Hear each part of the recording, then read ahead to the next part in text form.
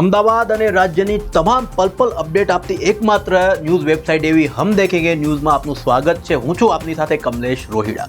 સૌથી પહેલાં તો આજે તમને જણાવી દઈએ કે આજે સવારે એટલે કે 10મી મેના રોજ ભારત પાકિસ્તાન LOC એટલે કે બોર્ડર પર લગતી સીમાઓ, જે રાજ્યને લગતી સીમાઓ જેમ કે હરિયાણા, પંજાબ, ગુજરાત, રાજસ્થાન જેવી જે પાકિસ્તાનને લગતી સીમાઓ છે ત્યાં સતત પાકિસ્તાન દ્વારા ડ્રોન અને મિસાઇલો દ્વારા હુમલા કરવામાં આવી રહ્યા છે। ભારત ઉપર હુમલા કરવામાં આવી રહ્યા છે। સામે ભારત પણ એર સ્ટ્રાઇક દ્વારા તેમના હુમલાનો જવાબ આપી રહ્યો છે। પાકિસ્તાનના ડ્રોન હોય કે મિસાઇલો તમામને તોડી પાડવાનું કામ ભારતીય સેના દ્વારા કરવામાં આવી રહ્યું છે। ભારત દેશમાં તમામ જગ્યાએ ભારતીય સેનાની તારીફ થઈ રહી છે। વડાપ્રધાન પણ પલની અપડેટ આપી રહ્યા છે। માત્ર ગુજરાત નહીં પરંતુ સમગ્ર દેશના તમામ રાજ્યો હાઈ એલર્ટ ઉપર છે। વડાપ્રધાન તમામ રાજ્યો જેમ કે પંજાબ છે, હરિયાણા છે, ગુજરાત છે, રાજસ્થાન છે, તમામના મુખ્યમંત્રીઓ સાથે ચર્ચા કરી રહ્યા છે। સૌથી પહેલાં તો આજે તમને જણાવી દઈએ કે રાજસ્થાન બોર્ડરના જે જેસલમેર ગામ છે ત્યાં ઉપરાઉપરી 18 મિસાઇલ અટેક થયા છે, જેમાં પૂરણસિંહ ભાટી જે જેસલમેર ગામમાં રહે છે તેમને પોતાના ફાર્મ હાઉસ છે, ખેતર છે, તેમાં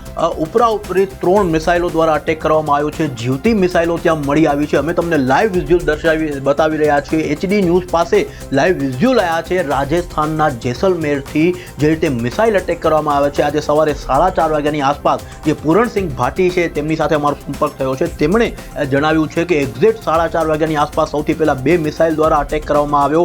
તેમના ઘરની પાસે જ ખેતરમાં, એમના જ ખેતરમાં મિસાઇલ દ્વારા હુમલો થયો હતો। તે બાદ 5 મિનિટ બાદ બીજી મિસાઇલ દ્વારા હુમલો કરવામાં આવ્યો। આ રીતે આસપાસના ગામમાં, વિસ્તારમાં કુલ 18 મિસાઇલો સાથે આજે સવારે એટલે કે 10મી મેના રોજ શનિવારે સવારે પાકિસ્તાન દ્વારા કાયરતાપૂર્ણ હુમલો કરવામાં આવ્યો છે, જેની સામે ભારતીય આર્મી, ભારતીય સેના મુંહતોડ જવાબ આપી રહી છે। ત્યારે આજે હું તમને જો જણાવું તો શાહબાઝનું જે નિવેદન સામે આવ્યું છે, શાહબાઝ જે પાકિસ્તાનના જે પ્રધાનમંત્રી છે તેમણે નિવેદન આપ્યું છે કે ભારતે જલ્દબાજીમાં અમારી ઉપર હુમલો આપીને ભૂલ કરી છે। શહીદોના એક ખૂનના કતરાનો જવાબ આપવામાં આવશે। ખાસ કરીને આ યુદ્ધને અમે અંત સુધી લઈ જવા માંગીએ છીએ એવું શાહબાઝનું નિવેદન સામે આવ્યું છે, જેને લઈને ભારતીય સેના પણ સામે ધડાધડ મુંહતોડ જવાબ આપી રહી છે।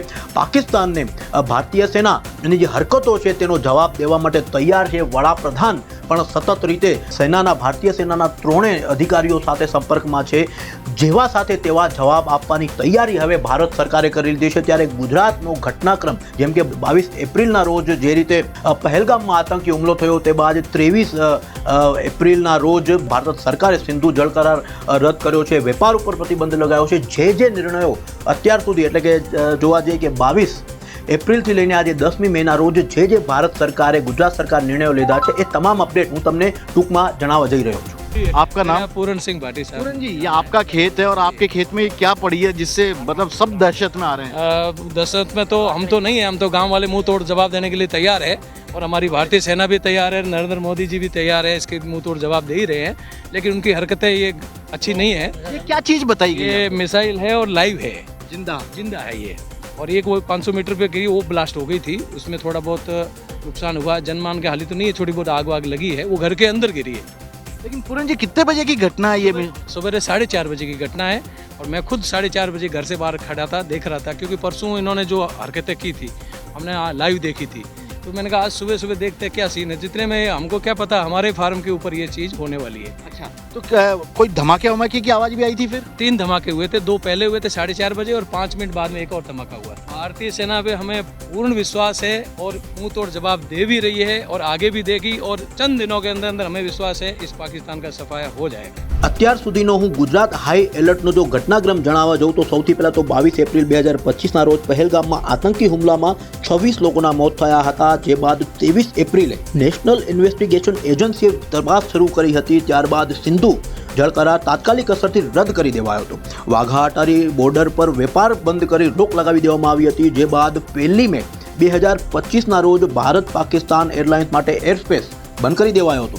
ત્યારે 7મી મેના રોજ આવીએ તો એ બાદ 7મી મેના રોજ ભારતે ઓપરેશન સિંદૂર હેઠળ 9 આતંકી ઠેકાણાઓ પર એર સ્ટ્રાઇક કરીને ખાત્મો બોલાવ્યો હતો। જે બાદ 18 જિલ્લાઓમાં મોકડ્રીલ અને બ્લેકઆઉટ કરી યુદ્ધની તૈયારીઓ કરી હતી। ત્યારબાદ કેશોદ, કંડલા, જામનગર, ભુજ, હિરાસર સહિત 10 એરપોર્ટ તાત્કાલિક ધોરણે બંધ કરી દેવામાં આવ્યા હતા। જે બાદ હવે 8મી મેના રોજ આવીએ તો 8મી મેના રોજ પાકિસ્તાને પણ 15થી વધુ ભારતીય લશ્કરી ઠેકાણાઓ પર હુમલાનો પ્રયાસ કર્યો હતો। ભારતે ઇઝરાયલના હાર્પી ડ્રોનથી પાકિસ્તાનના એર ડિફેન્સ સિસ્ટમનો નાશ કર્યો હતો। ત્યારે પાકિસ્તાન દ્વારા ભુજમાં ડ્રોન અને મિસાઇલ છોડવામાં આવી હતી, જે બાદ પઠાણકોટ એરફોર્સ સ્ટેશન પર ડ્રોનથી હુમલો કરાયો હતો. ઇન્ડિયાએ તેને નિષ્ફળ બનાવ્યો હતો.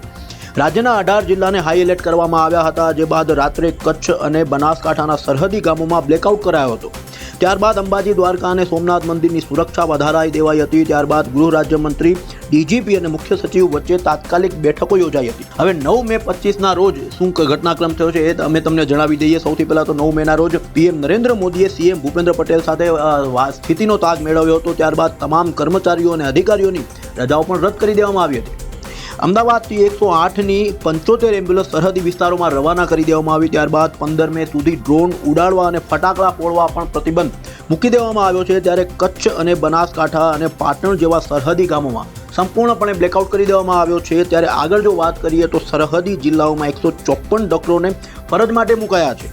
ભુજ, કુંવરબેટ અને લક્કી નાળાઓમાં ડ્રોન દેખાયા છે. ત્યારે આજે 10મી મેના રોજ જે તમને મેં ઘટનાની શરૂઆતમાં જે વાત કરી હતી, જેસલમેરના રાજસ્થાનમાં ધડાધડ મિસાઇલો દ્વારા પાકિસ્તાન આર્મી દ્વારા 18 મિસાઇલો ત્યાં તાગી દેવામાં આવી છે. જીવતી મિસાઇલો મળી આવી છે, ધડાકા થયા છે. સવારે 4:30 વાગ્યા આસપાસ જે પૂરણસિંહ ભાટી છે તેમના ખેતરમાં મિસાઇલો પડી છે. ત્યાં તમામ સૌથી પહેલાં તો આર્મી ત્યાં પહોંચીને તેની તપાસ શરૂ કરી છે. ફોરેન્સિકની ટીમોએ ત્યાં જઈને તપાસ કરી છે. હવે ભારતીય સેના પણ આવનારા સમયમાં પાકિસ્તાનને મુંહતોડ જવાબ દેવા તૈયાર છે. સૌથી પહેલાં જો આગળ જો હવે વાત કરીએ, અત્યારની સ્થિતિનો વાત કરીએ તો ગુજરાતમાં હવે 3 મહિના સુધીની તમામ તૈયારીઓ અગાઉ ગુજરાત સરકાર કરી રહી છે. ખાસ કરીને અમદાવાદ અને ગુજરાતના અલગ અલગ જિલ્લાઓમાં રાશન પણ 3 મહિના સુધી તમામ નાગરિકોને આપી દેવામાં આવશે. હવે યુદ્ધ લાંબુ ચાલે એમ છે તેવી સ્થિતિ દેખાઈને મુખ્યમંત્રીઓ, તમામ રાજ્યના પ્રધાનમંત્રી એવી રીતે તૈયારીઓ કરી રહ્યા છે. ત્યારે આગળની પણ તમામ અપડેટ ભારત પાકિસ્તાનના યુદ્ધની, ડ્રોન હોય, મિસાઇલ હોય કે પરમાણુ બોમ્બને લઈને, પરમાણુ મિસાઇલને લઈને કેવી